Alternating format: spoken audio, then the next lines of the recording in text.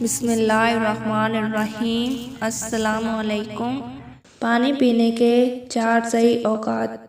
जब पानी हमारे जिस्म पर बेहतर असर करता है। नंबर 1, 1 गिलास पानी सुबह उठने के बाद अंदरूनी ग़िज़ा को एक्टिव करता है। नंबर 2, 2 गिलास पानी खाना खाने से आधा घंटा पहले हाजमा बेहतर बनाने में मदद करता है। नंबर 3, 1 गिलास पानी नहाने के बाद ब्लड प्रेशर नॉर्मल रखता है।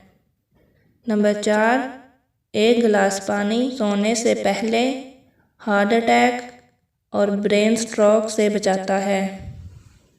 मज़ीद अच्छी वीडियोस देखने के लिए मेरे चैनल को ज़रूर सब्सक्राइब करें, लाइक करें, शेयर करें। अल्लाह हाफिज़।